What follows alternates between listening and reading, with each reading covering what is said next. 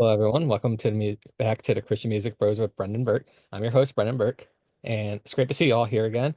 Christmas is coming. I hope you guys all have a Merry Christmas and a great holiday.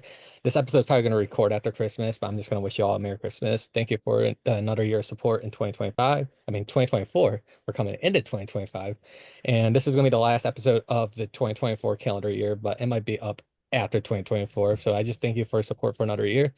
I have another exciting news on horizon. I might have landed another new permanent co-host, and I'll be talking about more about that in the near future. But today I'm with a lot of people, and we have an exciting topic. So we're gonna just dive into the topic. I'll introduce them when we start the presentation, so we can introduce one by one instead of me just popcorning random people. Let me just get my green screen or no, presentations topic up, and we're gonna be talking about the future landscape of Christian music today.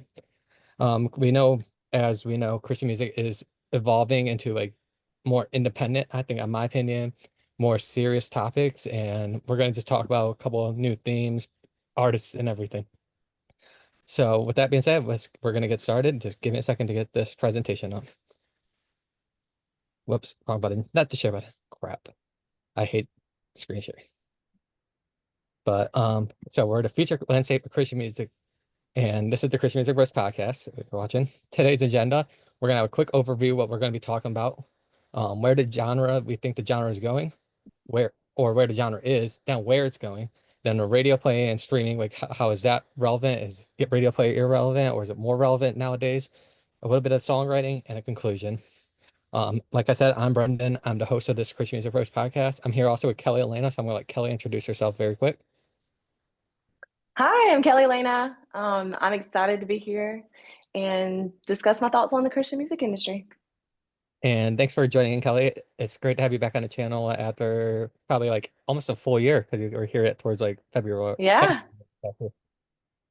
And then we also have Jerry Beal here today. Jerry, you were in our Finding Hope in the Darkness special, like you did a video for that, and you were in the Jeopardy episode. So it's nice to see you back, Jerry. Man, excited to be here, man. Thanks for having me. Yeah. And then we have Josh Bissell. Josh, you're actually one of my more recent interviews, so it's nice to have you come back too. What's up? I'm glad to be here. Thanks for having me, Brendan. You're welcome. From there we have Jordan Blaine. Jordan, you're new to this podcast, but we've met in person, but we've had a couple of your friends on and we know each other personally. Yeah, man. It's nice. Thanks for joining us. And if Jordan might come in and out, just a heads up, he's on the road to Greenville, South Carolina. Don't worry, he's not driving or anything. So, and then we have Evan Eager. Evan, I think you were one of my first few artist interviews, so it's great to see you back. Yeah, it's great to be back. It was a great time last time, and I'm pumped to get into this.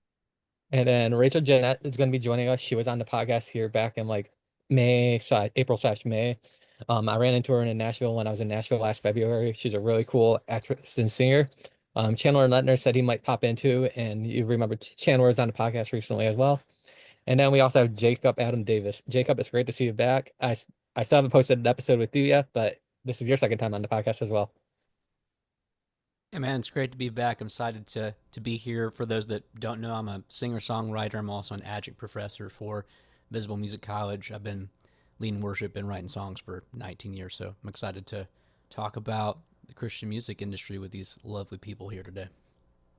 And for all those that are watching and all that are joining me today, thank you for joining and taking some time to talk about this.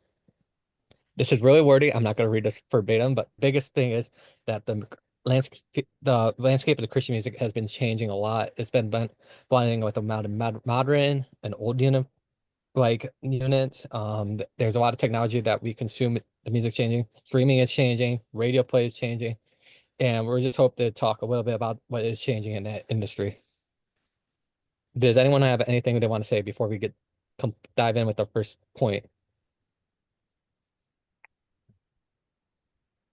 I'm ready to dive in. Let's go.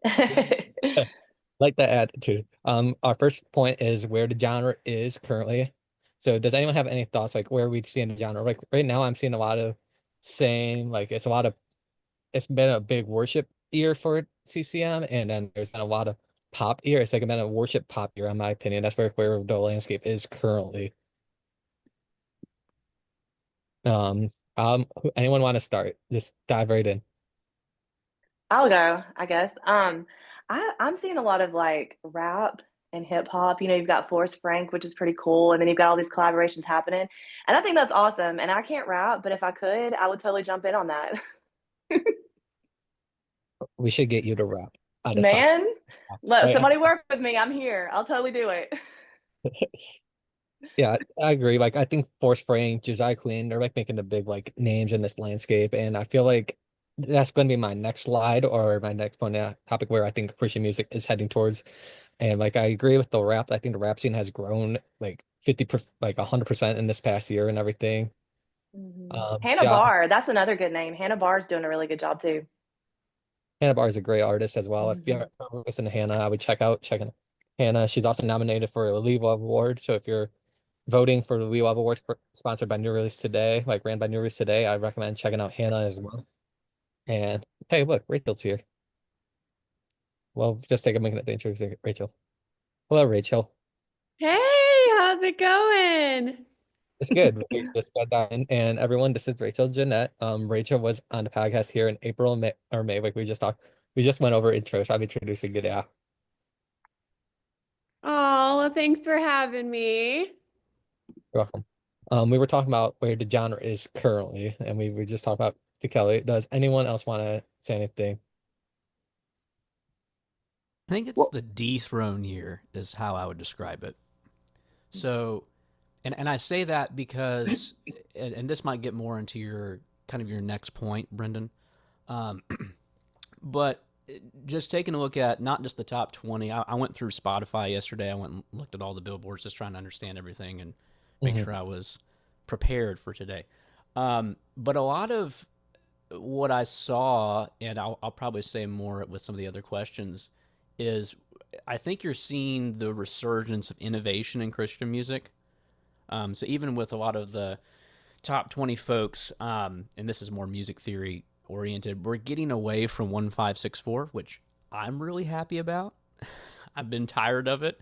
Most people have been tired of it for about 2 decades worth, and I think it's just because you can only do so much with 4 chords. So I'm really excited to see what happens in 2025, especially just looking at the last 6 months. I think we've seen stuff shake up quite a bit, but um, I'd love to hear what Evan has to say. He's right smack in the middle of it. right on. Yeah, I think a couple years ago, I forget which station it was. I think it might have been Air One, but don't quote me on it.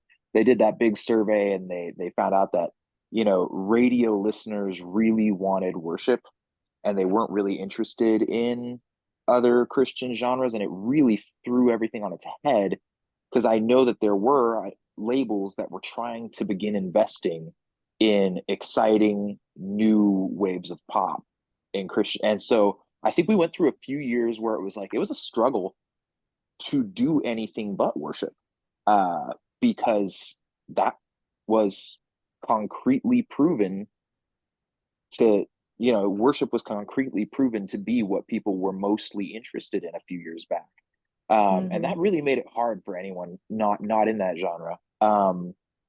So it's been cool to see the more recent emergence of stuff like Forrest Frank, and especially where it's like that wasn't getting the support, but it's still breaking through. So we're definitely seeing interest in new sounds, new genres, that have been, I think, I don't want to say like against the machine, because that sounds weird, but definitely like they weren't getting the support of the big powers in the industry, and they broke through on their own. I think that's what, like, Mhm. the internet and streaming has really made possible very recently in the world of Christian music. And we'll be talking about a little bit more about in a little bit about the radio and streaming aspect of Christian music and everything. So excited to hear your thoughts about that as well. Another thing I noticed, the genre is currently I see a lot of, I don't know how you explain this, more like folk acoustic indie worship.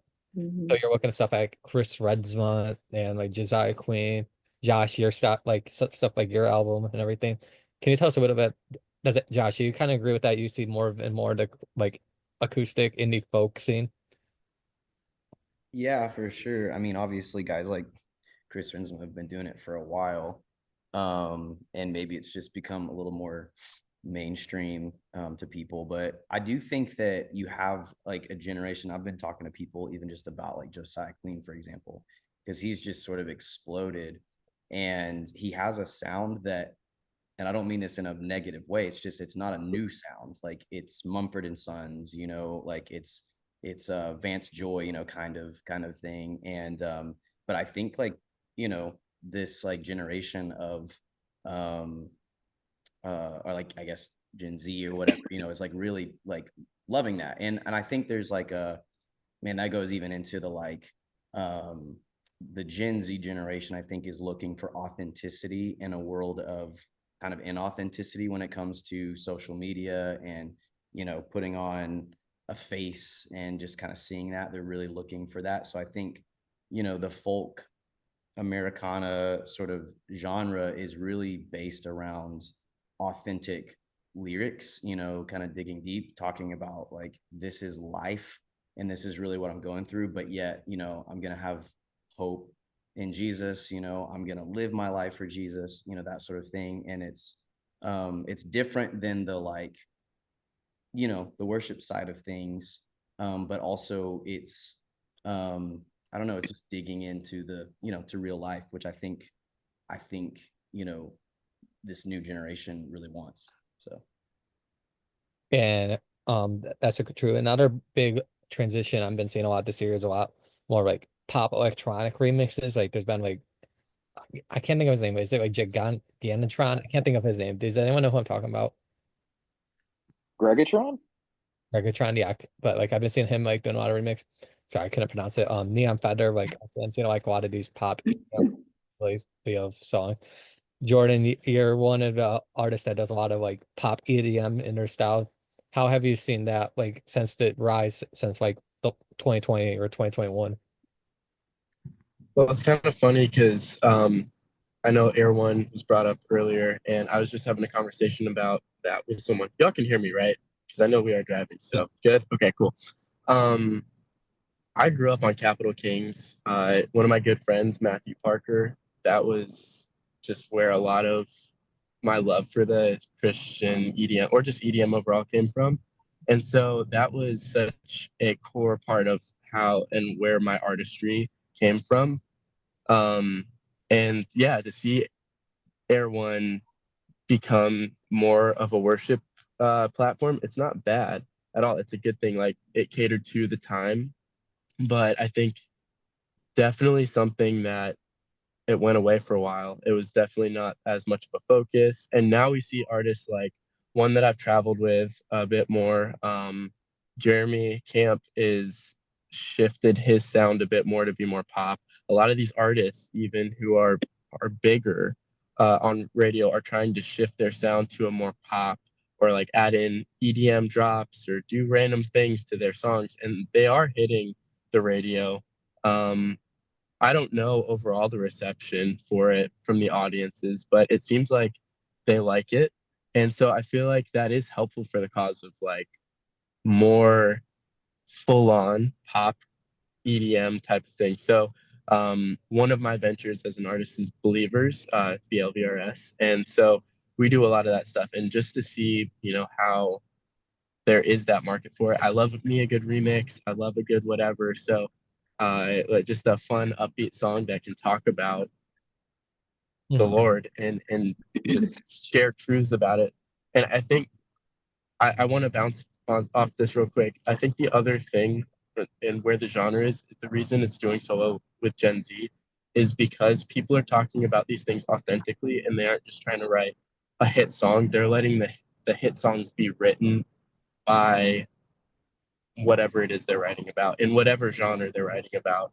Uh, yeah, so I think overall that's what is sticking out is Gen Z is craving authenticity. So no matter what outlet it's coming from, I think people are just tired of the same uh, things being written about in the same way over and over again. It's really cool Hmm. seeing this new way of things being talked about in a lot of different ways. So yeah, it's pretty cool. That's very cool. And another thing I know it's where the genre grow. I feel like there's been a growth of female artists in the industry too this year. So like we have now like Katie Nicole, Riley Clemens, we have Leanna Crawford, like they just and Hannah Kerr, they all had big years and everything. Rachel or Kelly, I want your aspect for female artist wise, and like trying to get these like Gen Z girls audience, like how is your writing process for that? Or like where do you see like females artists point of view now in 2024 versus like when we back in like from like 2016 to 2018 there was like or like 2016 2019 it was just Lauren Daigle because like Francesca Bettistelli stopped making music and everything. Just like what's your like point of view of like all these female artists making emergence, Tyrion and Leanna Crawford, Hannah Kerr, and all them. Yeah, well, I feel like, especially with, I mean, Taylor Swift becoming such a big thing, I feel like a lot of female artists are kind of almost trying to gear towards that. I mean, not like lyrics, Mm. obviously, but just that kind of style. And I also feel like country was a big thing there for a while, and it's almost like it's making its way out just a little bit for that kind of pop sound. That's what I think. I don't know, but I feel like now more than ever is a good time for a female artist to just kind of go in there just because of just what's happened. I mean, even Megan Wood, she's a brand new artist with The Truth that just came out, and that's a huge song, and she's doing really well also. I think it's interesting. It's been very interesting to watch as a female artist, and especially coming from kind of my last record being a little bit more on the Southern gospel country side, coming back into my true identity with pop. I'm really excited about my new single that'll be out in the spring and to really hear feedback from it. But what I have noticed is I think as you kind of touched on this, as people have been more authentic, it's easier to relate with their music because you're not just looking at a person, but you can feel them, you can feel their story, you can feel what they've gone through. And the more that female artists have been willing to actually kind of in a way take off the mask of having to always be perfect or having to reinvent yourself every 5 years and kind of just letting their true colors show, I feel like it's been received more and allowed this space for an authentic sound and authentic songs to then come out of that. I agree with all that. And Jerry, we didn't. You're the only one that hasn't said anything on this topic. Where do you think the genre is? Do you have any thoughts from me? You're a producer on the side, and you're also a drummer. But like from the producer side of things, where do you see where the genre is? No, I would agree with Rachel. Like, like the emergence of like Ann Wilson and Crowder's been doing it for a while. I mean, that country is still kind of prevalent, and I mean, you'll listen to artists like on Air One or K Love, and they'll have either like a lap steel guitar or a banjo, and it'll be, it could be like a hip hop country type, mash. But yeah, you're gonna have something that's. I think you're still gonna have some country, but like, everybody's been saying, pop is definitely prevalent, but I still think that country is still, it's not completely dying away, but it's still there. Y'all, I love that Crowder, when he mixes the beats with Mhm. the country sound. I love that sound. His new album this year was actually one of my albums of the year, like in the top 10 albums for me for the year. That Mhm. so if anyone who's watching this, I recommend checking out Crowder's albums. I also recommend checking out all of these artists I have on the podcast today, their music as well. And another thing I see where the genre is right now, Evan, you kind of know about it. You do a little Spanish and a little English. I've been seeing a lot of emergence of like Spanish and English artists too. So like Evan Kraft, Evan Eager, Danny Goki's been doing a little bit in Spanish here as well. And Yeah, I think there is a push toward more of an international thing. Not necessarily on radio yet, but I definitely know, like, for example, South America and Central America, they stream more Christian music than the like way more Christian music than the United States. Um, and I know that there are like radio stations expanding in Spanish. For example, uh, Vida Unida, they just bought a new radio station in New York and opened it up, and it was Way FM could have done a new English expansion. They chose to do their Spanish channel there. It was a huge market, so I know that there is a shift looking into more international sounds. Whether or not that's going to hit like mainstream English radio, who knows? I sure hope so, but that's a trend I'm seeing.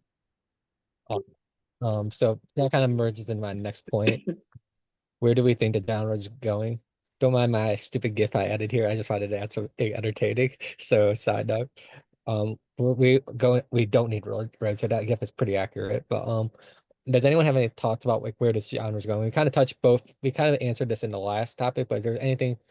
But lately, like last year, we had a big comeback for a lot of like artists. Like CC Wines just made a big comeback.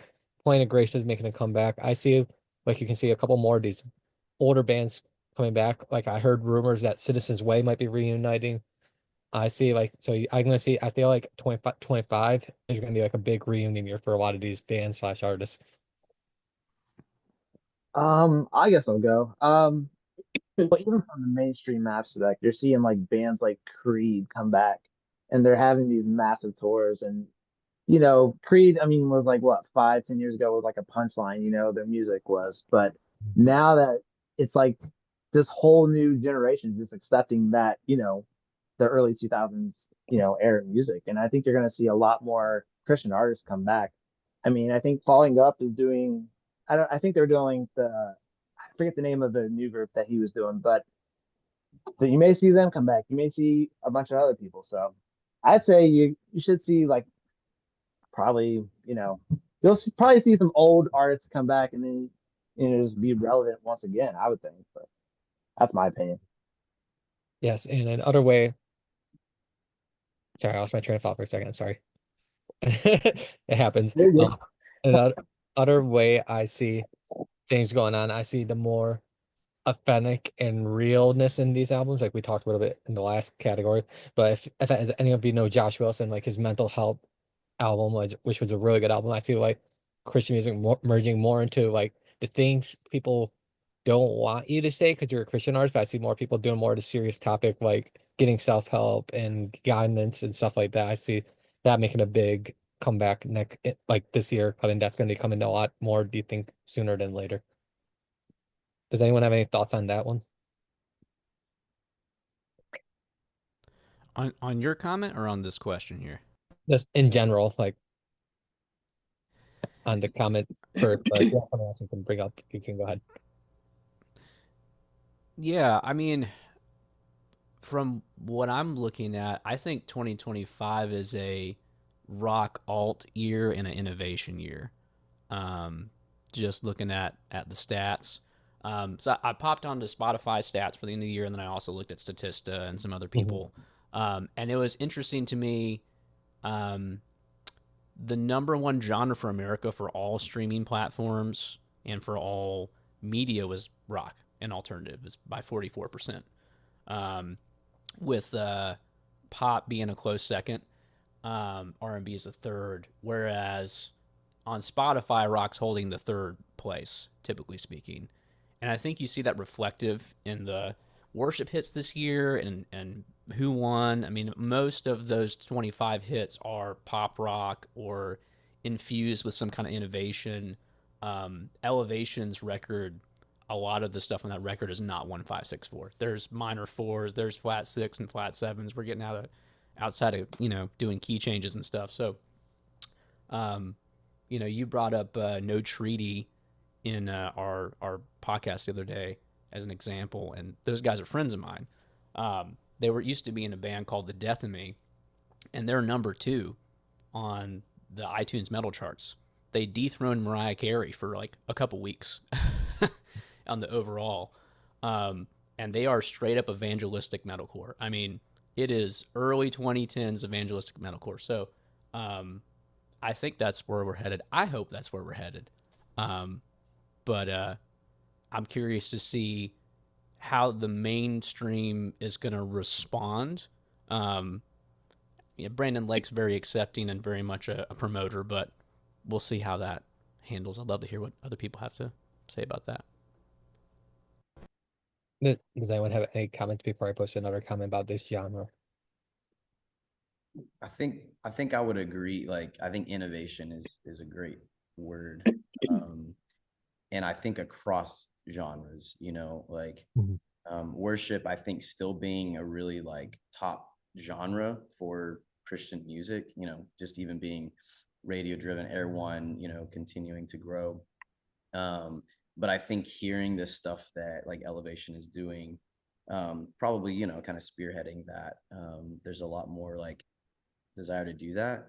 I say that, but at the same time, I think a lot of like worship, we're just speaking more like in the worship genre. A lot of times, like the reason it's so basic is to be accessible to like church musicians. So a lot of the new stuff that's, you know, Map City and Elevation and all that stuff is like less accessible to the average musician. But from a listening standpoint, um, I think there's so much room, like you said, like what is it, when wind meets fire, is that that was one of like, that's like, it's like epic, you know, you're like, whoa, like this is a song we'll sing, you know, like we're singing in church, like that's awesome. So yeah, and then like you said, I think Brandon Lake kind of pushing some of that rock side of things, like I definitely see, and even just like seeing some of these bigger artists, like I think they are going to be pushing that, like what they do. And this even goes to the authenticity question, or you know, topic, that people trust these artists, so what they're putting out there I think is going to be widely accepted, and that's going to kind of push, you know, what happens in the genre. So Before I bring up another point, does Jordan or Rachel have anything they want to say about like where they think the genre is going towards? Yeah, I think I was kind of thinking through a bunch of this as well, but I also look at who's listening, and just knowing, you know, Gen Z is really been getting back into the Christian music scene, where I feel like there might not have been as much that was interesting to them for a little while outside of worship, you know. There's finally so much, like Christian music as a genre is not really a genre. There's so much underneath it. And I think, you know, these legacy artists are doing a great job still. They're still working, like, you know, there will be reunions and stuff like that. And Gen Z is rediscovering maybe some of these.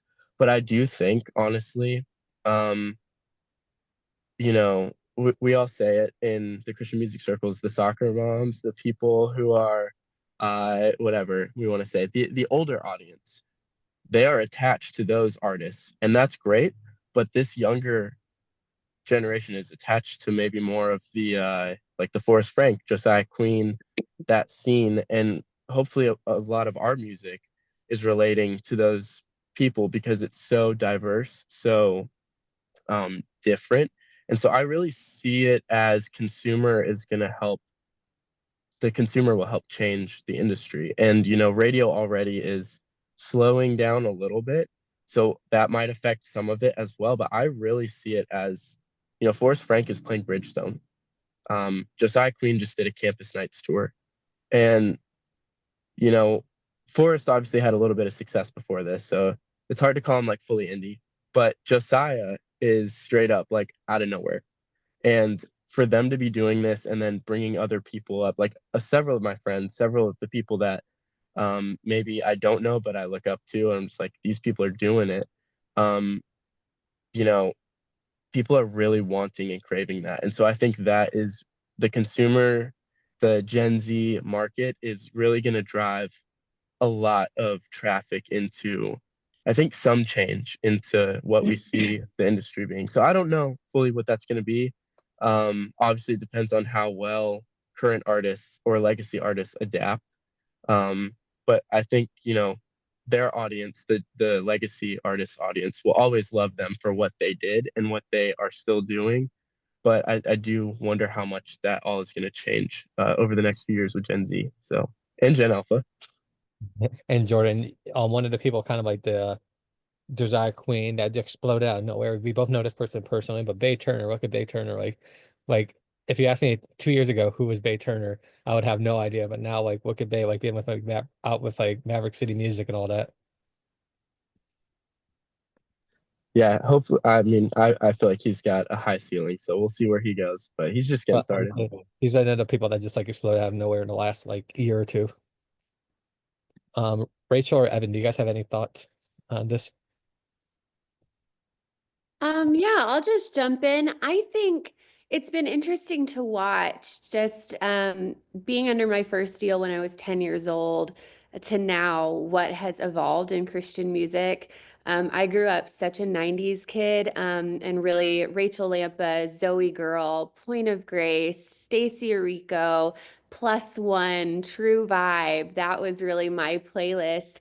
And on the side of that, I would also mention just how talented those people were, not just in music, but they could dance. They would be thrown in films and commercials. They weren't just singers. They really had the full package. And I think now, especially with friends of mine like Anike and as you mentioned, Josiah, and just so many of these guys, what I am noticing is that they're bringing back this full package type of music, that you're not just a singer, but you can do everything, which I enjoy because I love to dance and I love to act, and my heart is so just in having a great fun show to evangelize and for people to watch. But it's been really interesting the last year. I hadn't really seen dancing until Anike got on stage this year and like slayed the Dove Awards. Um, I hadn't really I had seen people kind of try, kind of move back and forth, but not like actual dancers again. And so what I'm seeing is this truly that people that are truly excellent in their craft, that are not just sitting down and playing a guitar and writing songs, but they're out there, they're training, they're hustling, they are, and for that reason, they are being shown on these massive programs. And it's not just like, oh, it's Christian music. It's like, no, she's like as good as Beyonce. So it's actually, to me, the bar is really being raised to where it has been the last few years. I agree with that. Evan, do you have anything thoughts on this topic before I bring up the last point I want to bring up in this category very quick? Sure. Yeah. Regarding back to that authenticity thing, I just think about how much TikTok has changed everything. I mean, it's done some harm to the music industry in general, I think. But one of the good things it's done is I think you'll see that the craving for authenticity is real.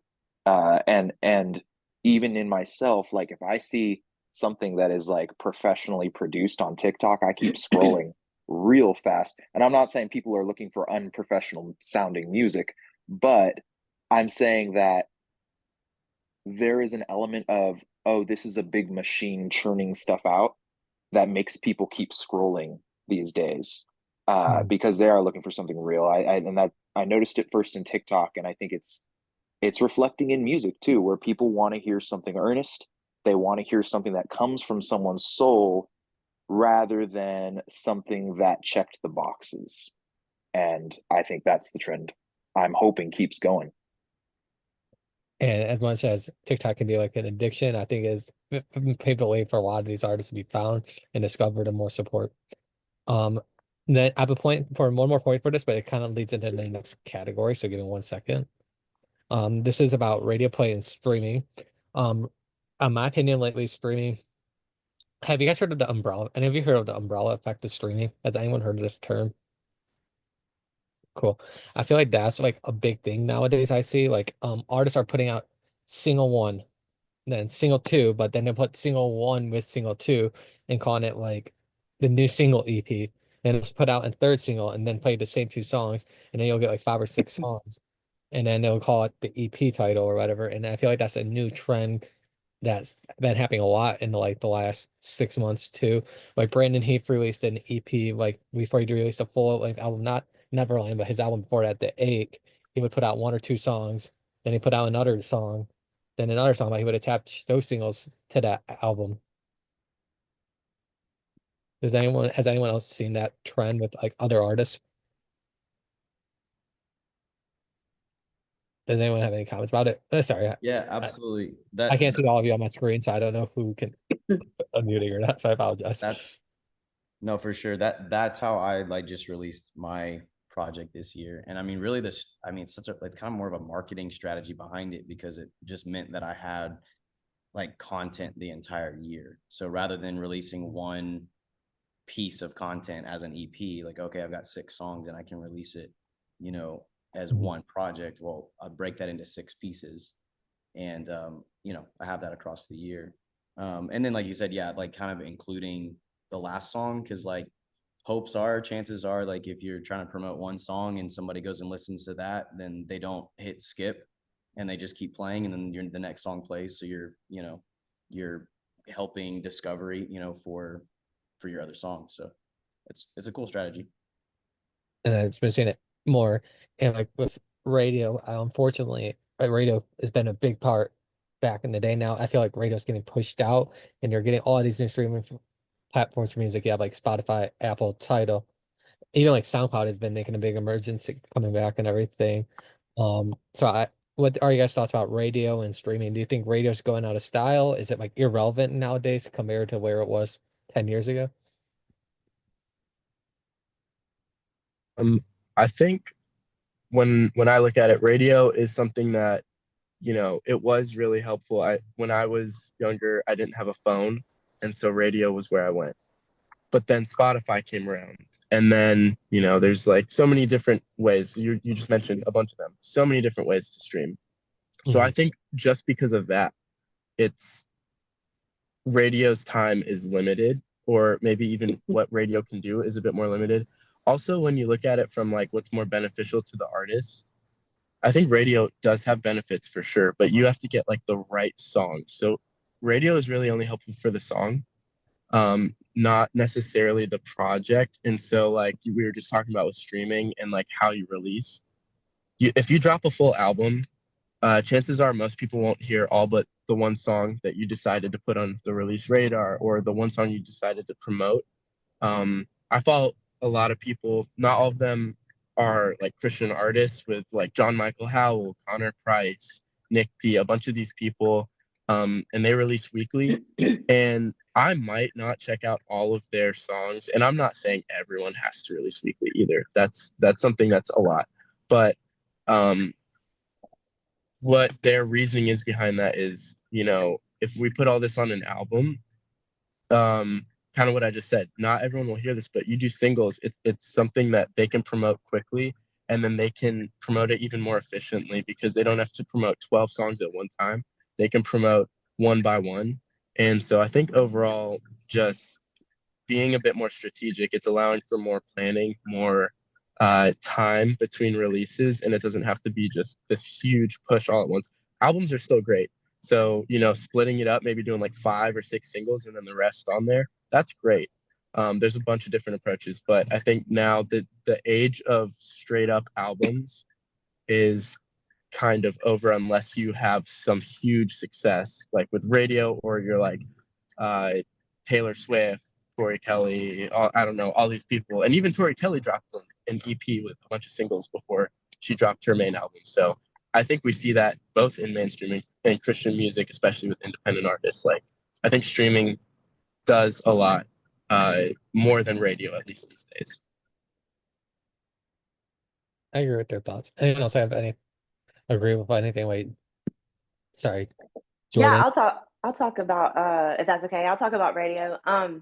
I feel like as an independent artist, to have that budget for radio is just non-existent because it just costs a lot to be able to promote that song. But now you have accessibility more than ever because anybody can use Play MPE, for example, and then you could just promote it yourself. I think radio is good for relationships. I think it's good for the smaller markets because they're going to play pretty much anything that they like. You know what I mean? And so I think mainly for relationships, but definitely streaming and stuff. I mean, it's easier, accessible, it's immediate. You could just plug in your artist you want to hear, and there it is. But it's like a love hate relationship with radio versus streaming. Which I completely understand now. Like nowadays, if you go on something like Spotify, I use Spotify, so I'm a Spotify user. Sorry, Apple user fans, but they have that thing. Whoops, sorry, slide thing. But nowadays they have like the DJ play, so you can play it. It's like a rental radio thing for your personalized for you, and it'll play everything you want to hear. Yeah, I've done both. I've done the full on budget for a radio release, and then I've done just doing it myself. And as an independent artist, it compared exactly the same. Pouring all that money did really nothing other than forming some really good relationships that I can call on, anytime. But I say, especially for independent artists that are just starting out, don't try to put any kind of money into radio. Just do it yourself. Mhm. Jerry, as a producer, what's your have you dealt with like radio play, or what's your opinion from like radio plays on like streaming platforms? I mean, with the attention span of listeners, I mean, they want to consume quite often. They don't want to wait, a year and a half for another album to come out. Even with just artists wanting, just are releasing, music just to generate content, like Josh was saying. You have those songs to help generate that content. You want to put out that stuff so that way you're getting more people involved. You're getting more people interested in your music and stuff and so forth. So, um, like everybody said, like as far as albums go, I mean, it is a thing of the past. Like EPs is where it seems like it's going, and or singles, every 3 or 4 weeks or something like that. So I agree with that. Yeah, and with the EP thing, a lot of these artists have been doing part one of the EP, then they're gonna do part two of an EP, and then they'll call it an album when they're done, cut, said and done.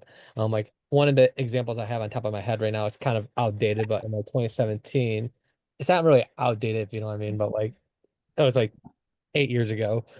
Cutlass did the Alpha EP. I think it had like 8 songs, and they did like Omega, and that had like 8 songs, and then they just dropped it called Alpha / Omega after that and everything. So I feel like that's where it is going to like put out two EPs, then you have an album. Hmm. Does anyone have any other thoughts about radio play and streaming before we go to our last prompt? I think it's, important to remember the purposes of all these things. Mhm. Uh, we're single driven now because of our attention span, just like Jerry's been saying, um, and because of the desire for higher quality music. I think you put out an album for body of work, right? And you know, in the olden days, your label, your publisher wants at least two great songs in it. There better be a hit on there that's going to be played on radio and played whatever. Well, that's not how we're doing. There's no fluff anymore. So the bar is a lot higher. But I don't think albums completely going away. I think the purpose now is just showing body of work. It's not needed for the hit. The likelihood of you getting on major radio is not very high. Getting on local radio is. I've been on local radio. I think that's helpful for your communities, like Kelly was saying. But yeah, I think streaming will continue to be king for a long while until maybe we all get visual headsets or something like that, and then we'll have some weird social media meets streaming form of consumption. AI radio shows on streaming. That's going to be next. Just be ready. There's going to be like just two AI things. They're just going to program the songs and then it'll play. Because there's this thing now on Google, actually. This is just a sad thing. You can put in one of your Google Word documents or PowerPoint documents, and they'll actually make like a podcast or a conversation about it. It's really creepy, actually. I did it with this just to test it out. It was really weird because they would say like all your guys' names, and I like, this is creepy. Oh, it's fine. Anyone else have any more things they want to say about streaming or radio before I go to the last slide here very quick? Cool. Now we're talking about songwriting releasing. We kind of talked a lot about this already, but this is like in general, like where do you think songwriting is? Do you think now versus coming up, or do you think it's how do you say that? I'm trying to figure out the right words to say this. I feel like it's more like we use this word a lot. So I guess the biggest word in this podcast today was authentic. I feel like people are actually taking time and they want it to be the best they can really like with the realness. Like you want to hear everything. You just like back in the day, songwriting is you played what the radio wanted to hear, and nowadays you are what they're coming out with real emotional songs. Like the couple of songs are like "Why God" by Austin French or "Tell Your Heart to Beat Again" by Danny Goki are just a couple of just to give an example. Like you're getting more and more real song. Yes, they made play it for radio, but it just shows like you're getting more songs of people dealing with their battles and struggles and everything now in the songwriting. Does anyone have anything to say? Sorry. Like I said, I can't see all of you on your screen, so if you're unmuting yourself, I apologize. I don't see all of you.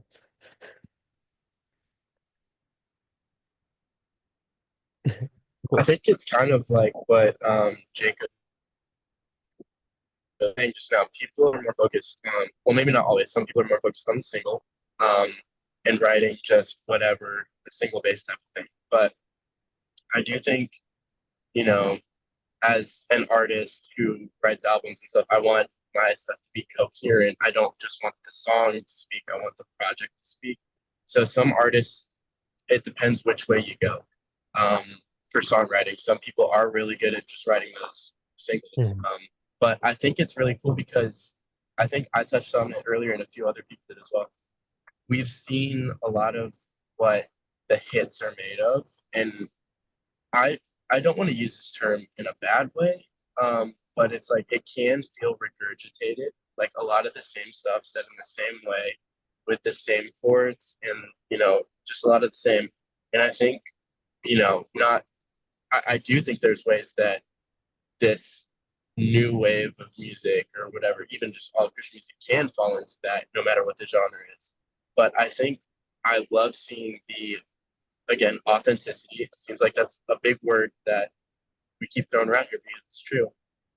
That's really inspiring a lot of the creativity. And one of my challenges for myself when I write is, um, can I use, first of all, big words, like something fun to challenge myself? Can I use words that maybe other people don't use? Is there a way I can talk about this that no one else has ever talked about? This, like God's love, very common thing, but we don't have to make it sound common. And so I think the songwriting, once the focus is off of writing a hit, the sky's the limit, honestly. Like you can put that challenge on yourself. And overall, it's just writing what the Lord puts on your heart and writing. I love to write from my testimony, but there's a lot of different ways to write. So the Lord gives us all different stories. And once you take the focus off of writing a hit song, whatever it is that the Lord uses to inspire you to write, that becomes so much more of the driving force than how many plays is the song going to get, or like, those other goals. So I think songwriting, from what I've seen from all of my friends and all of you in here, it's just good music is the focus and writing good songs. So I really love hearing a lot of well-written stuff, and that's coming up a lot more in Christian music too, which is great. Anyone else have a thought on that, like, or anything else Jordan said? Cool. And like I said, we already touched base on this, but this category is kind of redundant from everything we talked about. But the releasing thing we just talked about, like how the EPs and the umbrella effect and everything. And I feel like I know there's a lot of artists putting out new music next year. I mean, there's always new music every year, but you're seeing a comeback from like a lot of these artists. I feel like that's going to be a big thing about releasing next year. So stay tuned for that. And then again, I want to thank you guys all for joining me. It was great to hear your guys' thoughts. I had a great time talking about this category and how the landscape's changing. I'm excited to see how it is going to be at next year in 2025. If any of you guys are wanting to come back at the end towards the end of 2025, we can reiterate. We can go review this and see how right we were about things or how wrong we were about things. But does anyone have any closing remarks before we want to wrap this up? Yeah. I would, if I could give any specific encouragement other than obviously be in community, constantly be writing, get your music out there, don't give up. I don't think there's ever been a generation that's been more welcoming for creative people. Um, I've, as an educator and as a writer myself, that gives me a lot of encouragement. Like my wife has a podcast, or not a podcast, sorry, a playlist that's kind of blown up called You're Into Indie Christian Music. And she finds stuff I've never heard before that's all from people that are 18, 17, 16 years old. It's way more creative than anything millennials have put out. in the last 15 years. I mean, it's like 90s all over again. Um, so I would encourage people, man, like even if you don't want to go to college, go get some like guitar lessons. Like move past the five chords, learn your extensions, get a little bit of theory under your belt, and experiment.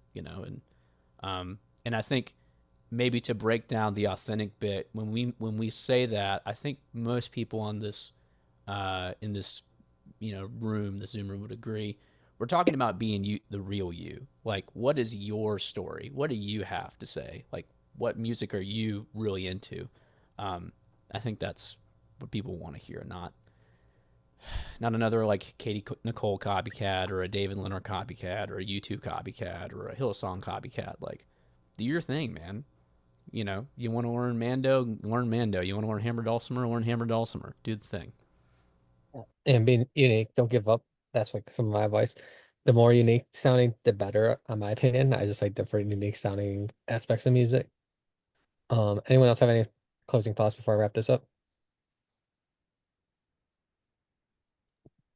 I totally agree with Jacob, and I just wanted to add, like, this is art. This is, it's reflecting the image of our creator, and so it's so easy to think of it in terms of hits and charts, and even love what Jordan was saying about that, like not chasing the hit, but just chasing the authenticity to to your life and to your like relationship with God, and so it's tough when like you want it to be like a career, something you're really trying to like pursue, more than just like a side thing that you do. But even if it is just a side thing you do, it's like doing it with excellence, doing it, with your whole heart, and yeah, because it's truly just about that. It's truly just about being creative and like really flexing that, like bearing the image of God as creators. So it's a really special thing to be able to do that when you sort of separate the like business and like uh